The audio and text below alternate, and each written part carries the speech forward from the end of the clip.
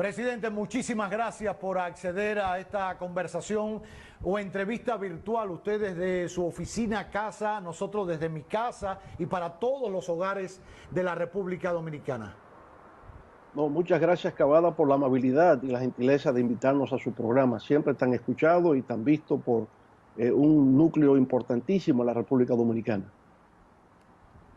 Gracias. Presidente, a raíz de esta crisis sanitaria de salud pública por la pandemia del COVID-19 que ha vivido el mundo y nuestro país, su conclusión quizás más importante de cara al futuro, ¿ya podemos sacar algo positivo de esto? El dolor de las muertes de personas por un virus, de una gripe. ¿Qué lecciones nos dejan a todos los países, desarrollados, subdesarrollados, pobres, ricos, gobiernos de derecha, gobiernos de izquierda, en su opinión? Bueno, yo diría, Cavada, ¿no?, que lo que pone en evidencia esta pandemia es la fragilidad de todo, la fragilidad del ser humano hasta la fragilidad de nuestra civilización. Que un virus que tiene dimensiones microscópicas haya sido capaz de poner de rodillas a todo un planeta, a toda la humanidad, revela que efectivamente estamos ante acontecimientos imprevistos. La fuerza de un virus, ¿no?, la fuerza de un organismo microscópico que tenga tal poder como para someter a toda la humanidad, yo creo que es la gran lección que tenemos por delante. La fragilidad, la vulnerabilidad de todo y por consiguiente el hecho de que como seres humanos nos veamos en una nueva perspectiva. Esto obligará a las naciones del mundo a replantearse los modelos económicos y sociales, el capitalismo, y hablo de él porque al final es el sistema mayoritario en el mundo ante la caída del socialismo en el siglo pasado, en 1989. ¿Será otro el capitalismo? ¿Tendremos un capitalismo más humano o surgirá otro ismo por sistema? Bueno, yo pienso que esa sería la gran aspiración, ¿no? Una globalización con rostro humano. Pero la verdad es que este fenómeno que hoy ha impactado a toda la humanidad tiene sus orígenes esencialmente con un tema demográfico, ¿no? A la humanidad le tomó 250.000 años para llegar a 1 billón de habitantes, lo que ocurrió en el año 1800. De entonces para acá han transcurrido 220 años y en 220 años tenemos 6.000 millones de habitantes en el planeta adicionales.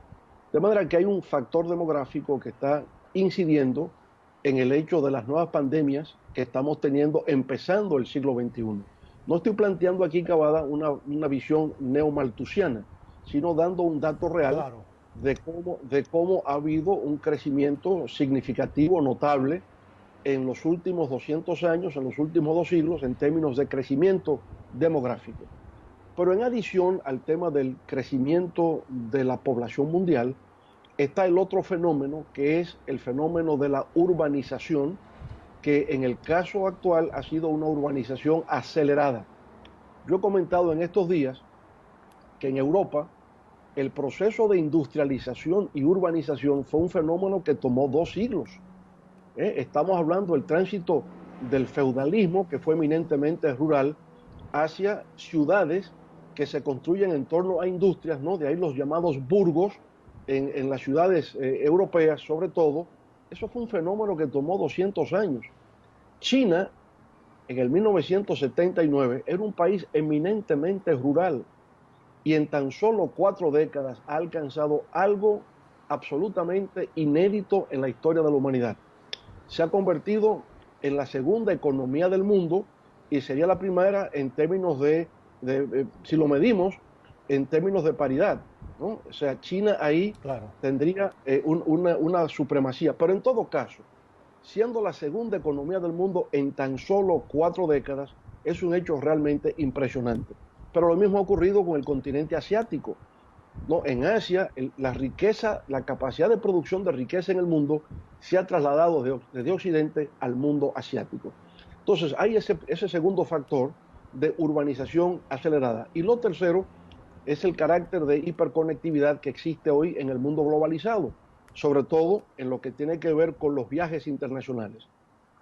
Entonces yo creo que aquí se ha cumplido la profecía de Marshall McLuhan, el gran estudioso de las comunicaciones canadienses, cuando hablaba de que el mundo sería una aldea global. El mundo se ha convertido en esa aldea global y por eso algo que ocurre en Wuhan, muy remoto de la República Dominicana, hoy nos está afectando en pueblos como San Francisco de Macorís, como La Vega, el Gran Santo Domingo, en fin, algo lejano, algo remoto, sin embargo hoy día lo tenemos en cercanía. Por consiguiente, yo diría que hay factores estructurales, económicos, sociales, medioambientales, tecnológicos, que están cambiando el cómo se produce la convivencia entre seres humanos. Siempre ha habido pandemias, pero hay nuevas pandemias que están ocurriendo empezando el siglo XXI, ¿verdad? Que tienen que ver con este modo de vida de un capitalismo globalizado que acelera su proceso de progreso y transformación sin tomar en cuenta que siempre hay un lado oscuro en los proyectos de transformación económica y social. Estaríamos hablando entonces de una pandemia, la primera pandemia globalizada de este planeta, porque la gripe de principios del siglo XX en España, 1917-18, nunca llegó a estas magnitudes. Ha habido otras epidemias y pandemias, el ébola, etcétera, etcétera, pero nada de esta naturaleza y con la rapidez. Por eso para algunos ya se trata de la primera pandemia globalizada en la humanidad. Sin duda alguna, porque es una pandemia que tenemos en todos los continentes. Está en África, está en Europa, está en Asia, está en América, en fin, no hay rincón del mundo hoy día que se escape a la extensión de esta pandemia, que tiene otra característica, y es el hecho de que crece en forma exponencial. Se comentaba en estos días, en una publicación que leía de fuera, que se tomó 67 días desde el descubrimiento del primer caso, ¿no? El 31 de diciembre, del 31 de diciembre, 67 días después, para llegar a los primeros 100.000. Para llegar a 100.000 más, a 200.000, solamente tomó 11 días. Para llegar a 300.000, o sea, 100.000 más, se tomó 4 días. Para llegar a 100.000 más, se ha tomado 2 días. Y por consiguiente, ya a partir de ahora hay un efecto multiplicador, ¿no?, que va ampliando la curva de los afectados por esta enfermedad, por este virus. Entonces, obviamente que no hemos tenido previamente un virus o una infección que tuviese el carácter expansivo, ese crecimiento exponencial que está teniendo este COVID-19. También eso es algo singular, único en lo que está ocurriendo en estos momentos. Primera pandemia global y primera pandemia que tiene ese efecto multiplicador. Presidente, llevándolo al plano local en la República Dominicana, los más recientes datos hablaban de 1.200 y tantos casos confirmados de COVID-19, unos 58 dominicanos y dominicanas fallecidos por esta enfermedad. En su opinión, y sé que usted, al igual que el resto de la oposición, particularmente usted ha sabido reconocer lo que se ha hecho bien desde las autoridades, ha dado y brindado opciones también desde su perspectiva y desde la experiencia acumulada de ser un jefe de Estado, un estadista en 3 ocasiones al frente del gobierno del país. ¿Cómo nos hemos manejado? Somos el primer país de América Latina con tantas personas muertas con este virus. Sin usted ser epidemiólogo, pero sí un estadista, su visión, con todo el respeto que usted lo ha hecho, de cómo hemos tratado como sociedad toda. No estoy solamente hablando desde la perspectiva del gobierno, también como ciudadanos. Vemos que hay ciudadanos que violan el toque de queda. Como país, ¿por qué pudiéramos decir hemos fracasado ante esta pandemia? Bueno, en primer lugar, Cavada, por supuesto, expresar nuestras condolencias, ¿verdad?, a los familiares de las víctimas de esta infección. Ha causado mucha pena, mucho dolor, lo que está ocurriendo en la sociedad dominicana. Personas que inclusive han sacado un video previo indicando su malestar, que han buscado ayuda, no se ha ofrecido oportunamente y luego han fallecido. Tenemos casos así que son verdaderamente dramáticos y lamentables. Claro está que frente a un hecho desconocido hay una curva de aprendizaje, ¿verdad? Y pienso que eso ocurre con República Dominicana y ocurre con otros países en el mundo. Ahora bien, yo pienso que quizás fuimos tardíos en reconocer la existencia de este fenómeno. Y las primeras medidas que se adoptan es a partir del 16 de marzo, cuando ya para el día 2 de marzo habíamos detectado el primer caso de un italiano que llegó al país. Ya desde el 2 de marzo sabíamos que había coronavirus en República Dominicana y fue 2 semanas después, incluso luego de la celebración de las elecciones municipales, que se empiezan a aplicar medidas. Pienso por consiguiente que, digamos, si algo se puede ir viendo como algún elemento de insuficiencia, de carencia o de ineficacia, tendría que ser efectivamente en que empezamos la aplicación de medidas de manera tardía. Lo otro es algunos casos, yo diría, de improvisación, como lo que ocurrió el lunes, ¿verdad? Que la gente fue a los supermercados y fue a los bancos a hacer diligencias masivamente porque había la impresión como que iba a haber un toque de queda de 24 horas por 14 días, como que había un rumor. Pero bueno, ese rumor se alimenta cuando se toman medidas como impedir que los vehículos cruzaran de Santo Domingo Oeste, cruzando el puente Juan Bosch hacia el Distrito Nacional, algo que se extienda durante 2 horas. Nadie sabe nada. Hasta le preguntan a uno de los ministros por televisión que qué es lo que está ocurriendo, él no puede decir.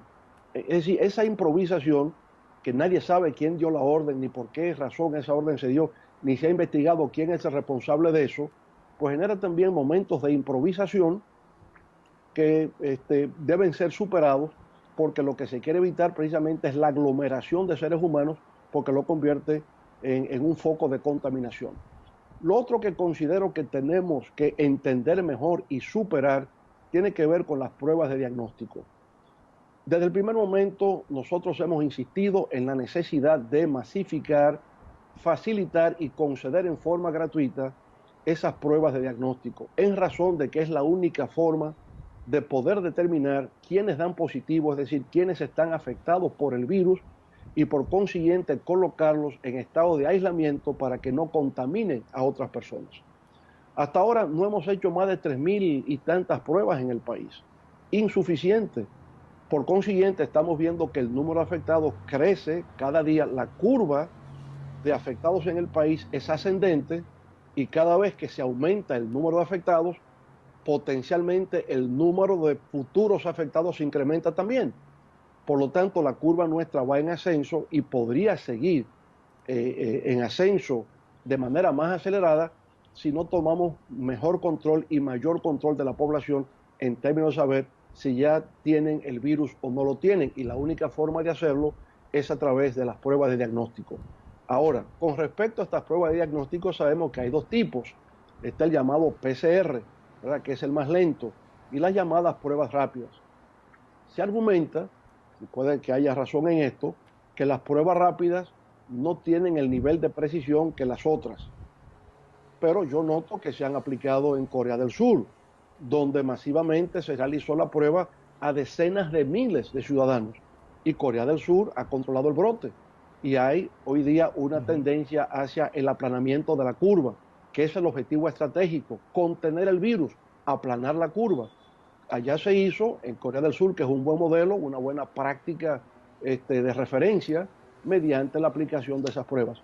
Yo diría, por consiguiente, es nuestra recomendación al gobierno, y lo hacemos de la manera más humilde y respetuosa, que le confiera más importancia, que busque un mecanismo del tema de las pruebas, porque ahí es donde está la esencia del problema. El objetivo es contener el virus y solamente se contiene si podemos aislar a las personas que han sido afectadas, y eso solamente se sabe si se han realizado las pruebas.